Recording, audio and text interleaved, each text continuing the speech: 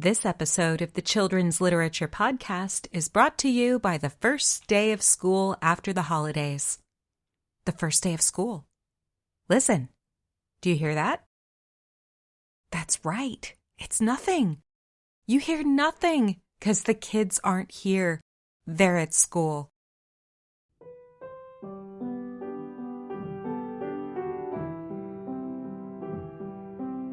Welcome to the Children's Literature Podcast. I'm your host, TQ Townsend. This episode is called I Survived Some Bad Historical Fiction.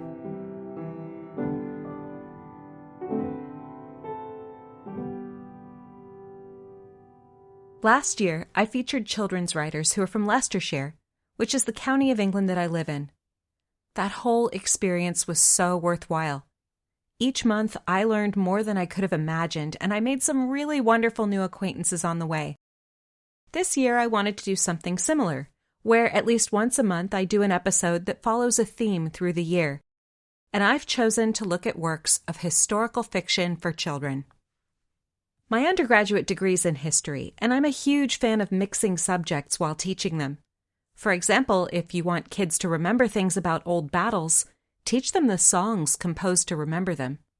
The music of the War of 1812 teaches you that Americans and Canadians were really solidifying a sense of national identity, and songs popular during World War II tell you of the intense longing people had for home, family, and a simple life away from so much destruction.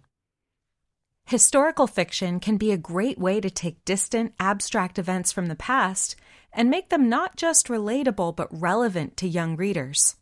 But there's a big problem. Today's authors usually never saw the historical period that they're writing about, and all too often books written about the past are infected with the opinions and knowledge of present-day authors.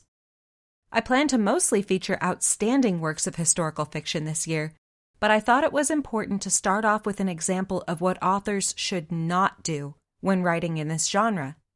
This will help you make better choices when you're filtering through books and trying to choose the really good stuff to give to your kids. The I Survived series by Lauren Tarshis is really, really popular. It's published by Scholastic, the most powerful and influential publisher of children's books in the world. Scholastic has a pipeline straight into school libraries and has huge leverage on curriculum. They should be held to a very high standard of quality because they have the resources to ensure that the historical fiction they put out meets academic standards. The books they do publish will be assumed to be reliable by the millions of parents and teachers who give them to their kids. That's why it's so disappointing that the I Survived series is really unreliable when it comes to its representation of history. As straight-up adventure stories for kids aged roughly 8 to 12, they're fine. Tarshis is really good at diving right into the action and getting her protagonists into and out of danger. I have no complaints about her basic writing style or her competence as a storyteller. But she has no background in history, and her books are full of errors that are severe enough that they'll really distort a child's understanding of historical events. I'm not just being nitpicky. Good works of historical fiction will always need to condense some things. Maybe 2 or 3 historical figures need to be combined into one character to tighten up the tale. Maybe some events need to be squished into a shorter timeline, but readers still get an accurate overview of what happened. Maybe one character needs to travel to a bunch of different locations during a time when most people stayed put, so that young readers can see how historical events played out differently in separate locations. This isn't what happens in Lauren Tarshis's writing, and I'll use the first book in the series, I Survived the Sinking of the Titanic, as an example. What this series does well is quickly introducing us to a main character that will go through a crisis from history, coming near danger, but, as the title suggests, surviving. These characters don't need to be terribly well developed because they're really only supposed to allow young readers to see the events through their eyes. In I Survived the Sinking of the Titanic, our hero is George. He's on board the famous ship, returning from a visit to England with his little sister Phoebe and his young, wealthy, widowed Aunt Daisy. The main problem with this book is that it's not so much a work of historical fiction, but romantic historical fantasy when it comes to social class. In 1912, there were strict divisions between groups of people based on wealth, national origin, language, and religion. Anything claiming to be a work of historical fiction based on this time period cannot ignore this. And yet, that's what Tarshis does. The characters in this book act like some idealized modern melting pot of American society, totally erasing the social boundaries that would have existed between them. The problems come right at the beginning. In 1912, a wealthy 22-year-old woman, even a widow, would not have traveled alone, especially if she had 2 kids with her.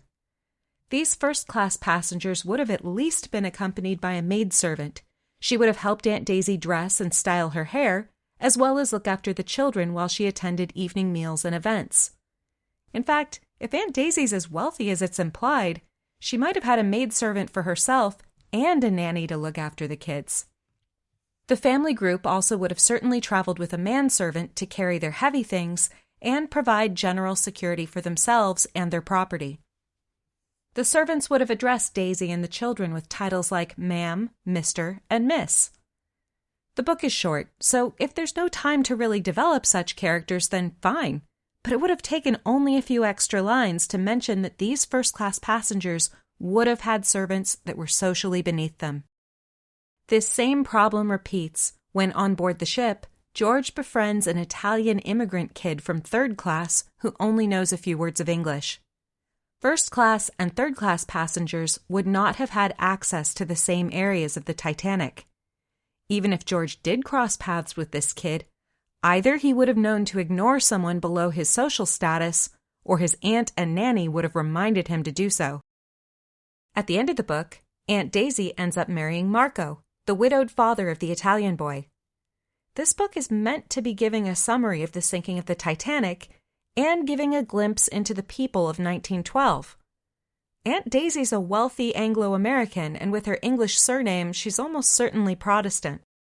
In this time period, a woman like that simply would not have married a penniless Italian immigrant who was probably Catholic and who only knew a few words of English.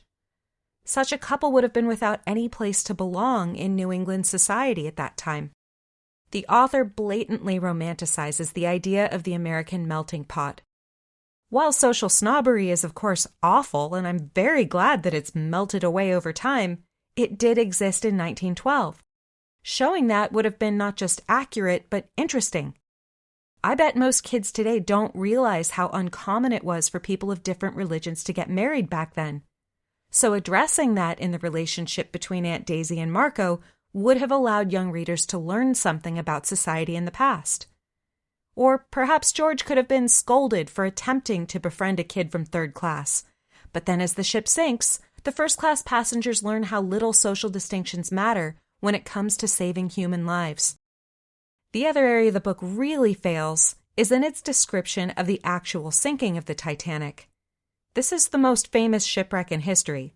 Starting just days after the survivors made it to New York, there has been meticulous documentation and research into everything that happened on that ill-fated voyage. I judge the accuracy of works of historical fiction according to the information that was available to the author at the time of writing. I'm not going to blame any writer for failing to include knowledge that wasn't discovered until after the book was published. I Survived the Sinking of the Titanic was published in 2010.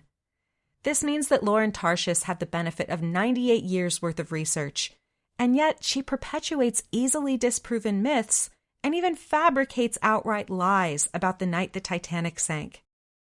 As with issues of social class, right from the beginning the author makes sloppy mistakes. She describes the main character as being startled by the loud, alarming sound of the iceberg's impact on the Titanic. In reality, the majority of passengers had no idea that anything at all happened, and they carried on sleeping or partying until the crew alerted them that something was wrong. The author also includes the false idea that there weren't enough lifeboats. It's an unfortunately common belief that the Titanic's shipbuilders were not concerned with safety and didn't want to clutter up the beautiful new ship with all those pesky lifeboats. This is completely untrue, and it's based in a misunderstanding of what lifeboats were actually for. In 1912, lifeboats were small, open vessels that were an absolute last resort.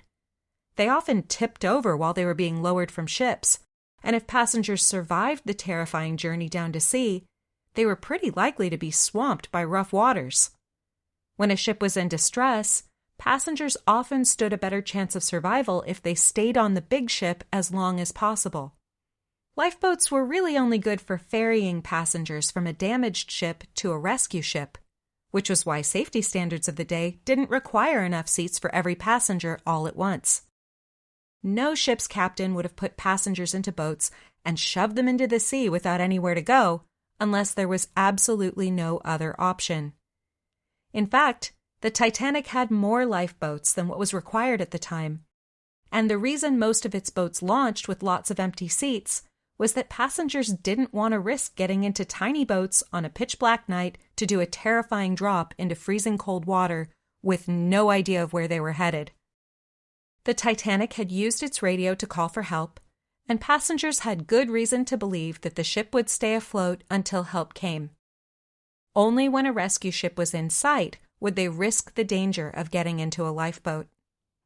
But the worst historical inaccuracy in the book, and the one I consider actually offensive to the people involved, is Tarshis' description of the way crew members on board the Titanic behaved during the sinking. The author describes the ship's crew as being rude, officious, and unprofessional. They shout at people. One crewman manhandles Aunt Daisy and actually throws her to the floor of a lifeboat. The crewmen refuse a 10-year-old child an empty spot on a lifeboat. They draw a pistol and point it at passengers, and they refuse to allow third-class passengers to move toward the lifeboats as the Titanic sinks. I'm not being extreme when I call this outright slander. One fact that has been affirmed over and over every time it's researched is that on the night the Titanic sank, its crew behaved with uncommon professionalism and gallantry. Despite knowing that they themselves would almost certainly die, the Titanic's crew members remained dedicated, calm, and brave to the very end. From the engineers who died frantically trying to save the ship, to the officers who loaded passengers on lifeboats and launched them without a thought to saving themselves. It is true that third-class passengers died at a much higher rate than first-class passengers, but this was not because they were stopped from accessing lifeboats. It had more to do with the fact that Titanic's inside was a bewildering maze of corridors, and it was simply harder for people to figure out how to get from cabins on the lower decks up to where the lifeboats were being launched. When reading I Survived the Sinking of the Titanic, I became sad that so many children have read such a false version of history. The crew members of the Titanic behaved heroically, and their memories deserve to be treated much better. It can seem like I'm being really harsh here, but I can't let this book or its author off the hook because it's simply too popular and influential. The historical research was appallingly sloppy, and any child who reads this book will come away with a distorted understanding of what really happened when the Titanic sank. At the end of the audio version of this book, Lauren Tarshis reads out an epilogue with some extra historical information. She has the gall to say in her own voice, "This is a work of historical fiction. That means that all the facts about the Titanic are true, but the main characters come from my imagination." In reality, the characters and the facts came from her imagination. I don't like to dump on any author, and none of my criticism is meant as a personal attack. But I would like to strongly advise parents and teachers not to rely on Lauren Tarshis as a reliable author of historical fiction. She's very competent when it comes to writing adventure tales, but she skimps on her research and just makes stuff up way too often.